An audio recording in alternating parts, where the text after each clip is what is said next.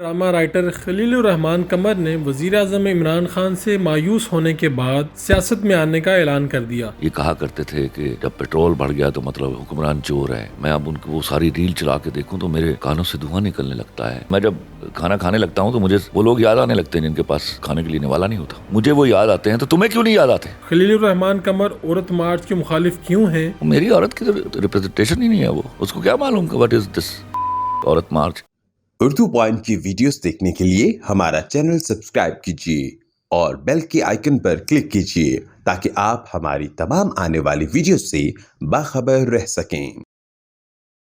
السلام علیکم ناظرین، آپ دیکھ رہے ہیں اردو پوائنٹ اور میں ہوں فاروق بڑائچ۔ آج میرے ساتھ موجود ہیں خلیل الرحمان قمر صاحب۔ آپ نے ٹویٹ کیا، آپ نے کہا کہ خان صاحب کنٹینر پہ کھڑے ہو کے تقریر کرنے والے اور اب والے جو وزیر اعظم عمران خان ہیں یہ دونوں مختلف ہیں۔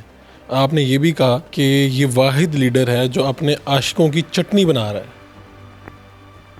دیکھو فاروق، بہت سارے پاکستانی جنہوں نے پچھلے لٹیروں سے جان چھڑانے کے لیے ایک نئی امید کریٹ کی تھی اپنے لیے، ان میں بھی شامل تھا۔ مجھے یاد ہے، میں نے ووٹ کاسٹ کرنے سے ڈرا کرتا تھا، لیکن this was first time in my life کہ میں نے اپنے بیٹوں کو جگا جگا کے اور سختی سے ڈانٹ کے بھیجا کہ جا کے ووٹ کاسٹ کر کے آؤ، because I wanted the change equally. سب سے بڑا المیہ یہ ہے کہ میں جب اب پیچھے مڑ کر کنٹینر پر ہونے والی وہ تقریروں کو سنتا ہوں، اس وقت جب یہ کنٹینر پر چلا کرتے تھے حضور، تو میں بھی کہا کرتا تھا یار شیر لگ رہا ہے، یہ کچھ کرے گا میرے ملک کے لیے۔ ہوپ تو یہی ہے نا، میرے لیے پرسنل تو نہیں کرنا۔ If he is not doing something good for the poor people of Pakistan, means you are no leader, you are doing nothing۔ آپ نے اس کا مطلب اپنے ساتھ ایک پورٹ فولیو ایڈ کرنا تھا کہ آپ کو ex prime minister of Pakistan لکھا جائے گا، تو وہ تو بڑے آئے۔ میں ہمیشہ کہا کرتا تھا کہ تاریخ میرے ہاں، وہ خصوصاً پاکستان میں تاریخ وہ بدقسمت چیز ہے جو اپنے ہاتھ پھیلائے، کاغذ اور پین لیے آپ کے پیچھے پیچھے بھاگ رہی ہوتی ہے کہ لکھوا لو اپنا نام، اور کسی مائی کے لال کو آج تک جرت نہ ہوئی کہ وہ اس میں اپنا نام لکھوا لے۔ جس قدر بے سکونی، مہنگائی اور بے حسی کے ساتھ جو مہنگائی کی جا رہی ہے، جس پر یہ کہا کرتے تھے کہ جب پیٹرول بڑھ گیا تو مطلب حکمران چور ہے، پتہ نہیں کیا کیا۔ میں اب ان کی وہ ساری ریل چلا کے دیکھوں تو میرے کانوں سے دھواں نکلنے لگتا ہے کہ آپ جب یہ کر نہیں سکتے تھے، آپ یہ کہہ کیوں رہے تھے؟ ایسے جھوٹے وعدے تو ہم سے کئیوں نے کیے ہیں، اور اسلام کا نام لے کر پہلے ایک ڈکٹیٹر نے اس طرح کے جھوٹے وعدے کیے تھے ہمارے ساتھ، اب ایک سویلین نے کیے ہیں۔ یہ المیہ ہے جس کو میرے ہاں کا غریب آدمی بھگتے گا۔ اور میں آپ کو بتاؤں فاروق، یاد رکھیے گا، جب مہنگائی اس طرح جن کی طرح ایک عفریت کی طرح آپ کے سر پر سوار ہوتی ہے، تو آپ کو تو کچھ پتہ نہیں، آپ کو 3 وقت کا کھانا میسر ہے، آپ کو پروٹوکول بھی میسر ہے، فیسلٹیز بھی میسر ہے، لیکن یاد رکھیے گا ایسے معاشروں میں غریب آدمی کی بیٹی بکنے لگتی ہے، اور وہ ایسی خرید و فروخت جو ہے وہ معاشروں کو 50 سال پیچھے دھکیل دیتی ہے، یاد رکھیے گا۔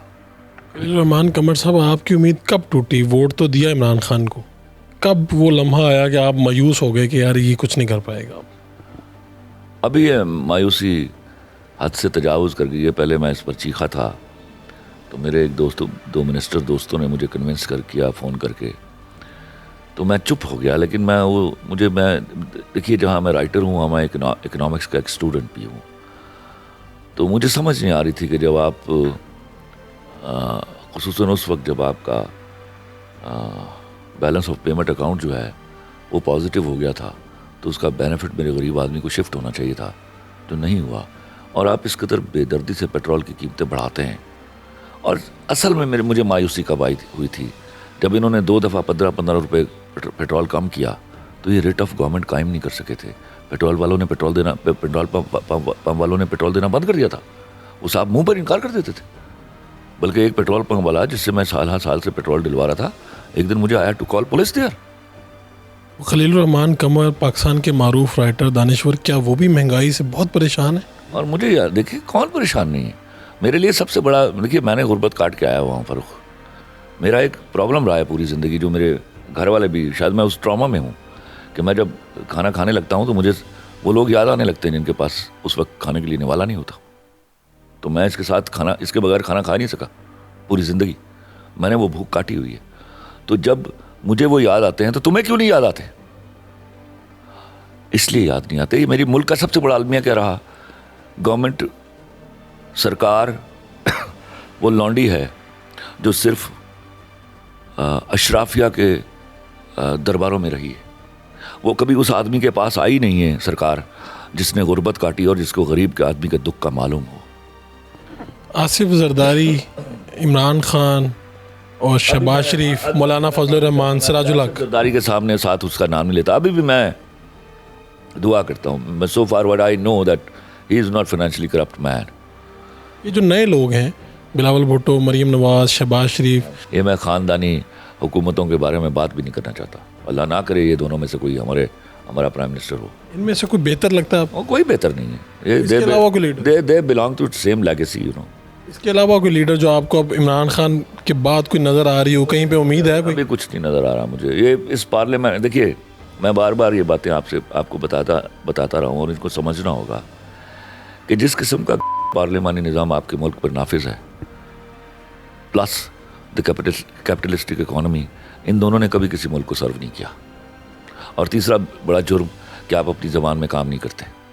یہ تینوں چیزیں جب ایک ان کا جب میٹرکس بنتا ہے تو یہ ڈسٹرائل کی ریزن بنتا ہے. آپ کو 3 کام کرنا ہوں گے. آپ کو you'll have to kick out this type of democracy from your country. پہلے آپ ایجوکیٹ کیجئے اپنے لوگوں کو. آپ کی تربیت ہوئی ہے 1200 سال رعایا کے بطور, اور اچانک آپ نے ایک دن ایک شام کو بتایا ان کو کہ آج سے تم رعایا نہیں جمہور ہو. I am so sorry. رعایا کی تربیت کرنا پڑتی ہے ان کو جمہور بنانے میں. وہ تربیت ہوئی نہیں. اس کا نتیجہ یہ ہوا کہ جب یہ اس طرح کی ڈیموکریسی اشرافیہ کے ہاتھ میں آئی تو جو رعایا ہے اس کا روپ بالکل سلیوز جیسا ہو گیا. میں 16 سال سے دیکھ رہا ہوں, میں نے کام بھی کیا, سرکاری بینک میں تھا میں. تو یہاں پر نالائق آدمی کا سب سے بڑا کارنامہ, اس کی پہچان بڑی آسان ہے, وہ اپنے افسر کے سامنے ہاتھ باندھ کے کھڑا ہو جاتا ہے. تو بس آپ سمجھیے کہ وہ رعایا کا وہ طبقہ ہے جس کو میں غلام کہتا ہوں ذہنی طور پہ. کیا خلیل الرحمان قمر 2023 میں کسی کو ووٹ کاسٹ نہیں کریں گے؟ اللہ نہ کرے. میں کم از کم I will not throw my vote out. I wish I should be contesting the election. آپ خود الیکشن لڑنے جا رہے ہیں؟ آئی وش. شاید آزاد لڑیں گے, کس سیاسی پارٹی سے لڑیں کچھ گے؟ نہیں پتا, لیکن میں I am thinking about this no کہ مجھے آنا چاہیے. آپ کی تو تحریک لبیک والے آپ سے بڑی محبت کرتے ہیں. دیکھیے میں تحریک لبیک والوں کی بہت احترام کرتا ہوں, لیکن میں جوائن نہیں کروں گا کسی کو بھی. اور کیا سوچتے ہیں کہ حلقہ وغیرہ لاہور سے ہوگا, کسی اور علاقے سے ہوگا, یا شاد باغ جہاں آپ کا علاقہ تھا؟ ہوگا وہیں شاد باغ سے ہی ہوگا. اگر میں لڑا تو میں شاد باغ سے لڑوں گا. کیا کوئی ذہن میں اس طرح سے بھی ہے, کیونکہ آپ کے پاس لوگ آتے ہوں گے ملنے اور وہ چاہتے ہوں گے کہ آپ بھی لڑیں, اور آپ کوئی پارٹی بنانے کا سوچ رہے ہیں کہ صرف اکیلا لڑنے کا سوچ رہے فروغ, ایسی بہت ساری وارداتیں ہو چکی ہیں, لیکن سوال یہ ہے کہ میں نے جوائن کس کو کرنا ہے. یہ تو میرے پاس صاف رستہ ہی نہیں ہے.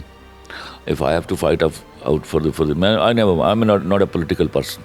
اگر میں آ بھی جاتا ہوں, میرے منہ سے آپ یہ جملہ نہیں سنیں گے کہ سیاست میں کوئی بات حرف آخر نہیں ہوتی. یہ جھوٹ کا پلندہ جو ہے, جس کی بنیاد رکھی گئی ہے, جس کے اوپر بنیاد رکھی گئی ہے اس ڈیموکریسی کی, یہ میرے ہاں یہ کانسیپٹ نہیں ہے. میرے ہاں جھوٹ جو ہے وہ سخت منع ہے. میرے ریلیجن میں, اخلاق میں, دنیا بھر کے اخلاق میں, دنیا بھر کے ریلیجنس میں, اور morally, legally that's a crime which these people have been committing for so long, and that is destroying the country.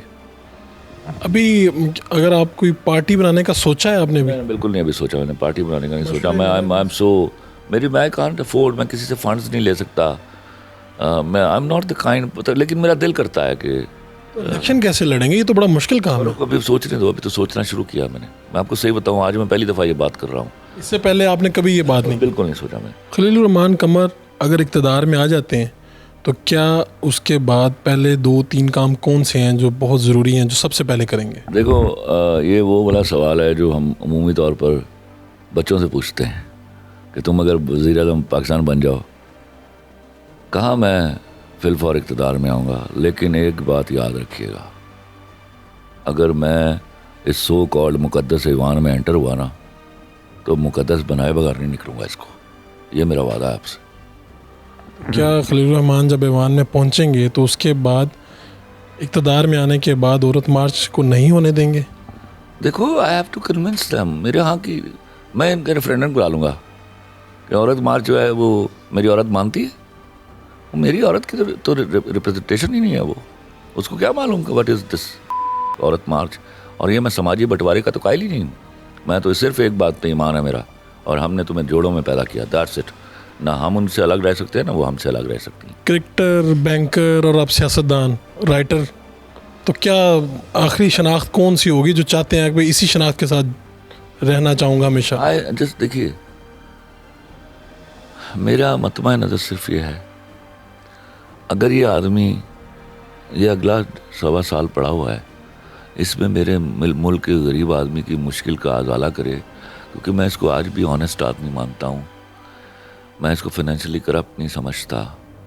تو یہ انہوں نے جو نیریٹو ڈیولپ کیا تھا اس کے بارے میں نالائق اور نااہل ہے, وہ ثابت نہ کرے, میرے ملک کے غریب آدمی کی خدمت کر جائے. مجھے کوئی ضرورت نہیں ہے سیاست میں آنے کے لیے. یعنی کہ آپ کہہ رہے ہیں کہ اگلے اگر سال صحیح گزر جاتا ہے تو پھر آپ سیاست میں نہیں آئیں گے؟ Not think about even. میں نہیں ہوں, صرف آپ اس لیے آ رہے ہیں کہ کام نہیں ہو رہے؟ یا آف کورس میں تو آ کے وہ فائٹ جو میں یہاں سوشل میڈیا پہ کرتا ہوں یا بات کرتا ہوں کہیں محفلوں میں, وہ میں آ کے سیدھا ایوان میں کرنا چاہوں گا. پھر کوئی ایک بات جو آپ پبلک سے کہنا چاہتے ہوں ابھی براہ راست؟ بس سیکھیے, اللہ کے واسطے ان لوگوں سے ڈر جائیے جو کہتے ہیں کہ سیاست میں کوئی بات حرف آخر نہیں ہوتی. جھوٹ بولنے والے کا ساتھ مت دیجیے. آپ کا بہت بہت شکریہ.